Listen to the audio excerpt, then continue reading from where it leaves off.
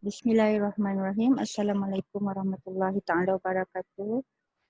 Okay, today we are going to continue our lecture, and the title for our lecture today is on the global theology. Right, I hope you can see the screen. I'm sharing the screen with you now. Okay, so in this topic, we are going to discuss two important scholars who contributed in expanding the idea of global theology. Yeah, those Wilfred Cantwell Smith and John Haig. All right, so let's start with Wilfred Cantwell Smith first. Yeah, let me put this down here so we can see the screen better. All right, Wilfred Cantwell Smith is a scholar of a very versatile background. He's a scholar of comparative religion, a historian of religion, a theologian, a Christian theologian, and a very dedicated evangelical Christian or Christian missionary. And he is much known in the area of the study of religion or religious studies. Yeah, I want to refer to these two important books written by Wilfred Cantwell Smith that has provide the foundation for religious pluralism. During his time, there was not yet religious pluralism as a full-fledged philosophy, but Wilfred Cantwell Smith prepared the foundation for the philosophy to take off. All right. So these two books are Towards a World Theology and The Meaning and End of Religion. So he has written The Meaning and End of Religion earlier before he wrote Towards a World Theology. So in The Meaning and End of Religion, Wilfred Cantwell Smith has attempted to redefine religion.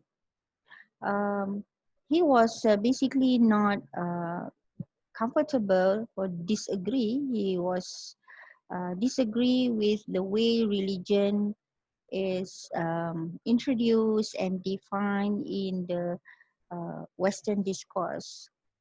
And he proposed the idea that the word religion has to be redefined, and as reflected in the title of the book, if possible, to put into an end and to find a better term that can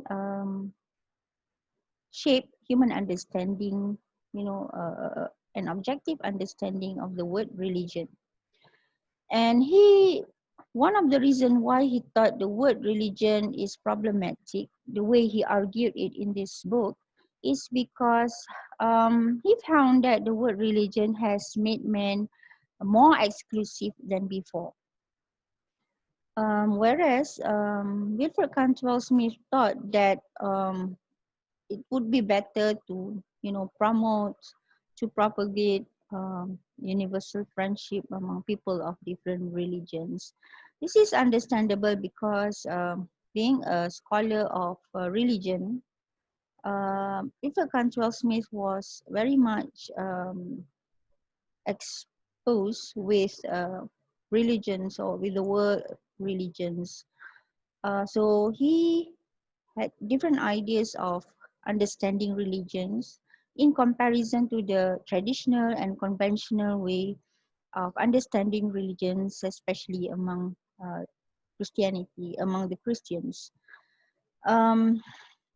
And as I mentioned just now, he called for the redefinition, looking to the meaning of religion, because he thought the word religion, as it was understood during that time, has brought a lot of problems and exclusivism, especially to the mind of the people, especially people of religion. So in his book, he described that religion is a Western term. It has it composed of Western history. As you can see it, he said that the word religion is an evolving Western concept because this term was developed in the West and the understanding of it developed from time to time. So the West understood religion as an objective systematic entity. What objective systematic entity means? He thought that when the West defined religion, the West, when I said the West, I mean the Western scholars, definitely. The Western scholars propagate religion as a system of ideas or belief and practices which men of faith were involved. So religion has a concrete definition which includes ideas, beliefs, and practices of people of faith. Yeah, and because of this, um, people of different religions have different conceptions of ideas, beliefs, and practices. And because due to these differences, they confronted each other. Um, Religion in that context of definition is presented as as an organized systematic entity. Like when you talk about religion, then immediately what you have in your mind, the concept of God, the concept of the world, the concept of man, the concept of hereafter, for example, um, the concept of scripture. What else can you think of when you talk about man? Maybe the concept of prophethood. So like you have a very definite idea about religion. Say for example, at one point of time within the context of Christianity, they have always understood religion as having this embrace this concept system of belief on the concept of God, concept of man, concept of paradise, the concept of prophet, concept of scripture. But when, for example, they learn about the existence of other religions, let's say we take Buddhism, it was so difficult for the Western scholars to understand Buddhism as it is because in Buddhism there is no concrete concept of God. There is also not a concrete concept of prophets.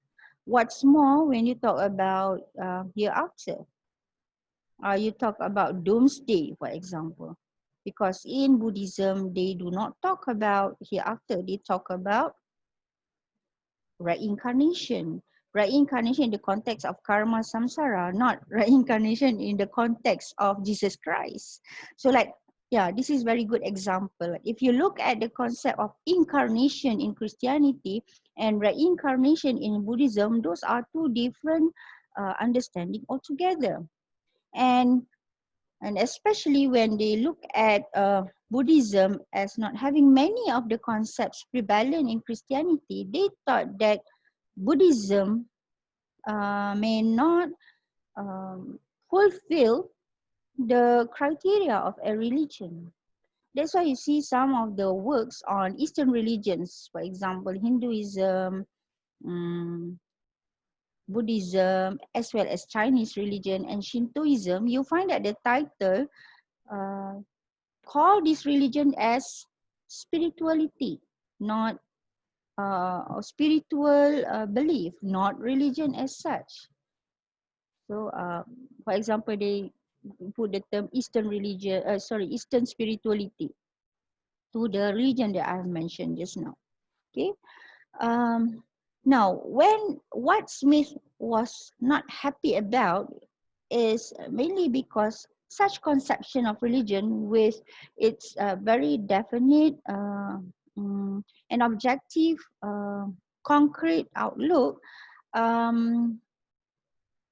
makes men unable to appreciate the most important part of religion, which is the inner part of religion itself, the spiritual part, the core part of religion, the essence of religion, because man was busy looking at the external differences or the conceptions that bring the forms of religion. And because of that, men fail to grasp this inner meaning of religion. And according to Wilfred Cantwell Smith, this inability to appreciate the core, the essence aspect of religion has led men to understand religion differently. They start to look at religion in different ways.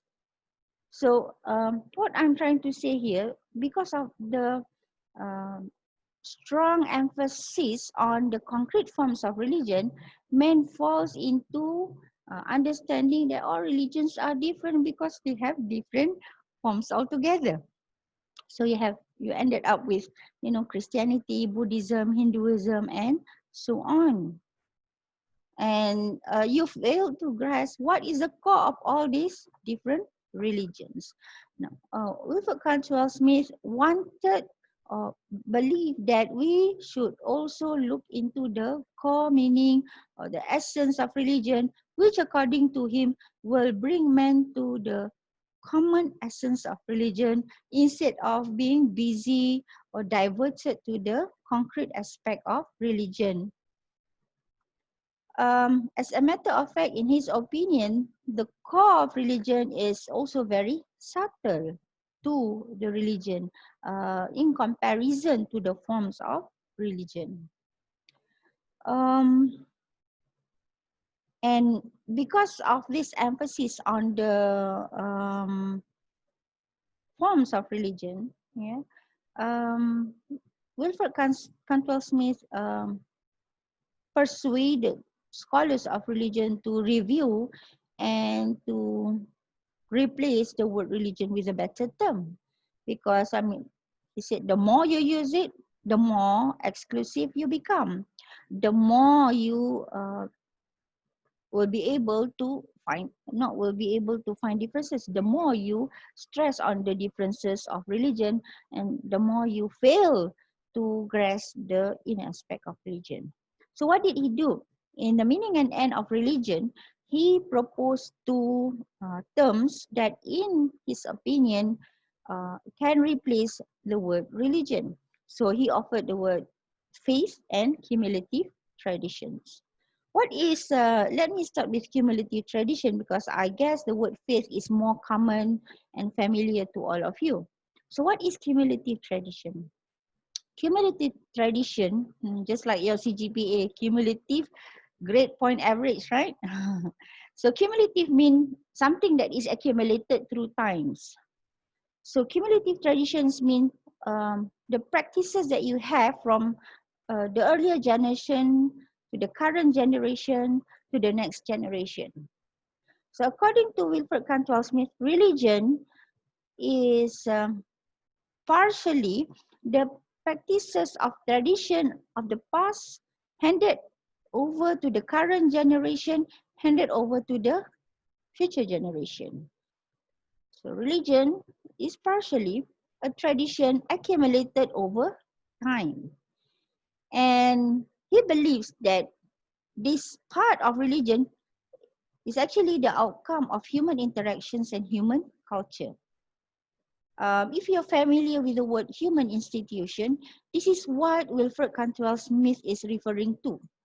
Religion is partially human institution, which means that whatever you do in the practice of your religion is merely a human thing, a mundane thing, a profane thing. I hope you can recall these two words. In my previous lecture, I have explained to you the word sacred and profane. Yeah. So what I am trying to highlight here, if we accept this idea of cumulative tradition, then it means that there is a profane aspect, secular aspect of our belief system, which is our religion. So like the way you, while you go to the mosque, certain prayers or rituals that you conduct the way you greet people in your religion. What else? The way you perform your rituals, for example, prayer, fasting, zakat, yeah, or someone who goes to the church, someone who goes to the temple. These are merely traditions that you follow from your forefathers, and then your children practice it because you practice it, and your children handed them over to their children or your grandchildren. Right. So this is one aspect of religion. Yeah. So you can see in my slides I put there, yeah, temples, scriptures, theological systems, including the doctrines that you embrace, yeah, the dance patterns like in Hinduism, the law, social institutions in religion, for example, marriage institution, financial institution. I mean, the way how you do your transaction, the way how you get married. These are basically traditions. Yeah. And what makes this idea controversial as far as religion is concerned, talking from the perspective of a Muslim, talking from the perspective of Usuluddin, is because uh, modern scholars, modern theologians, modern historians of religion like Wilfred Cantwell Smith look at this as historical construct, human institution, historical construct, and they diverse because it is understandable that man has different ways of expressing their faith. So your rituals, um, the marriage institution, for example, that you follow, the institution of marriage that you practice in your religion, merely expressions, human expressions, towards his faith. And because these are merely profane and human manifestation, human traditions, therefore they are contingent. What contingent mean? Contingent mean subjective and relative. That's the reason why Muslims, follow certain ways of greeting people. That's the reason why the Christians follow certain way of concluding their gathering, for example, or the Hindus' way of giving blessings to people, because these are contextual, these are historical, and these are human.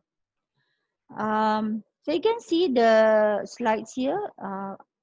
I highlight that, for example, the way certain mantra or hymns in Rig Veda is read, the laws in Islam, yeah, and the context of Christian churches, Russian churches, European churches are different because they are very much cultural context. Uh, you know, this idea seems, appear to be very interesting and make sense, very logical explanation. However, the danger of this idea is because it says that man make religion. It was man who makes religion, who construct the religion. And because of the interference of man, religion become objective, and religion become fixed and definite. See, so it is man who makes religion, who gives the forms to religion, hence making religion exclusive, objective, and fixed. So it was Muslims, or it is Muslims who make Islam as such. It is the Christians who make Christianity as such. It is a Hindu who makes Hinduism as such. All right. So can you sense something uh, strange about the idea as far as Islamic theology is concerned? Okay, now we have defined what cumulative tradition is. What about faith? Yeah. So faith, according to Wilfred Cantwell Smith, is conviction, personal conviction. It refers to your inner acknowledgement. It is something that is experiential. This is the catch as well. Still, it is experiential. And it is individual because it refers to one's personal convictions towards his understanding of religion. You find the word there, the impingement of on him of the transcendent. So it's like God from the above, um, God from the above giving you that kind of understanding. Mm, and because of it is experiential at a personal level, yeah, then it is it is not obvious. It does not have objective outlook. Okay, this is what I'm trying to say. It's very difficult to explain. It's very abstract and it cannot be explored by human reasoning, by discourse, intellectual discourse, for example. It's beyond words to explain. And these faiths, according to Wilfred Cantwell Smith, belong to the sacred dimension of human understanding of religion. So just now, we talk about cumulative tradition, and that belong to the profane dimension, mundane dimension of human manifestation of faith, of religion. Now, faith is the personal, sacred dimension of human understanding of faith. And yet, when men try to express his faith, men express it in different ways. And that has also resulted into diversity. As a matter of fact, according to Wilfred Cantwell Smith, your faith as expressed in the morning is different from the way it is expressed in the afternoon. All right. So I'm going back to what I have mentioned earlier about his discourse on the meaning of religion, and he intended to bring that discourse to an end because he was suggesting for a new term altogether in replacement of the word religion. Yeah. So now, what I am trying to conclude from his effort in this redefinition exercise, yeah, is to highlight what are the implications or perhaps what are his contributions with regard to the new definition that he intended to, promote. So the first important note about his definition of religion or redefinition of religion is definitely the way he challenged the term. Yeah, because it seems that he made a very he made a breakthrough in the way people understand religion. Yeah, so he disqualified the term altogether and he proposed an alternative way of understanding the term. Yeah, that's why the meaning and end of religion. Secondly, he wanted to reject exclusivism. Yeah, of course, at that point of time, there was not yet religious pluralism, but Wilfred Cantwell Smith has been using the word exclusive. Yeah, religion as exclusive. So he said that the way people believe in religion and submit themselves to their own religion has made them very exclusive, and he cannot appreciate that. So, for example, Muslims is very exclusive to Islam, Christianity very exclusive to the Christians, very exclusive to Christianity, the Hindus very exclusive to Hinduism. Exclusive in the sense that if you are not following the traditions of the Hindus, then you are not Hindus. If you are not following the traditions of the Muslims, then you are not Muslim, you don't belong to this religion of Islam. If you're not following the Christian tradition, then you are not a Christian. I mean, there is logical explanation for that. But then what he disagree with is because this conception of religion has parted men, have made men more differentiated from one to another.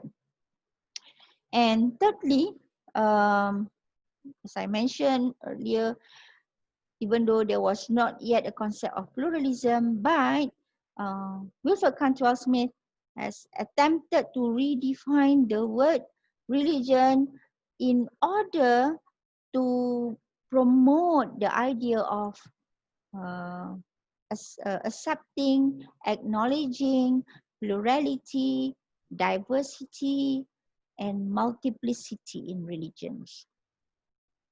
In the sense that he disapproved exclusivism and he accepted the idea of plurality and coexistence.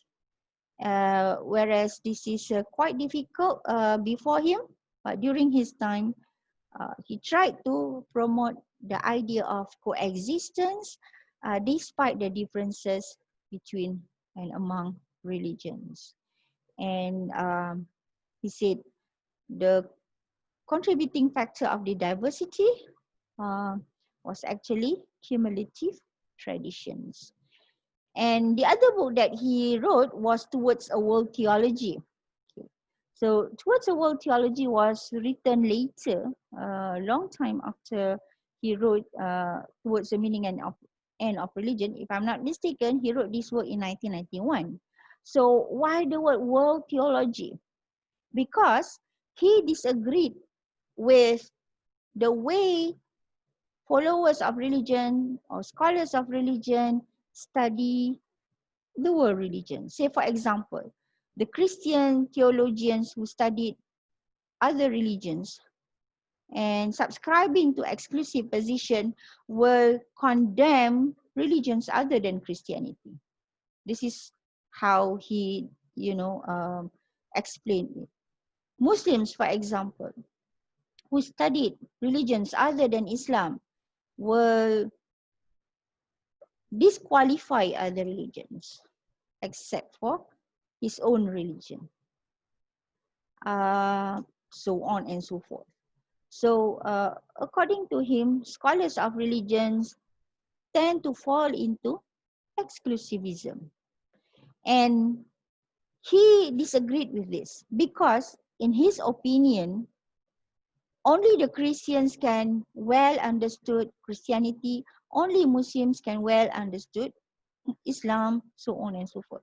So, for example, if you're Muslim and you study Christianity, you cannot condemn Christianity because you do not understand Christianity the way you understand, the way a Christian understands Christianity, and vice versa. He used to make an analogy that if you want to study Christianity, then you have to rely to the Christians' understanding. So, as a Muslim, you will not be able to understand Christianity because you're very much influenced by your context. So you need to have a Christian to explain his religion. But say, for example, you want so much to understand a Christianity as a Muslim, you can, but then you have to wear the Christian lenses. Then you will be able to understand Christianity objectively. Anyway, he said, because of this inability to use the lens of other religions, like you Muslim, you want to understand Christianity, you have to use the lens of Christianity. This is quite impossible. Perhaps there are people who are able to do this, but this perhaps impossible to many of scholars. So what he suggests that let go of the exclusive theology that you have in your own religion. Being a Muslim, you have Muslim theology, Christianity, Christian theology. So let go of all this theology because this theology is only applicable to your religion. If you want to study other religions, he said you have to, it will be good for the students of religion to have a world theology, to use the mechanism of world theology.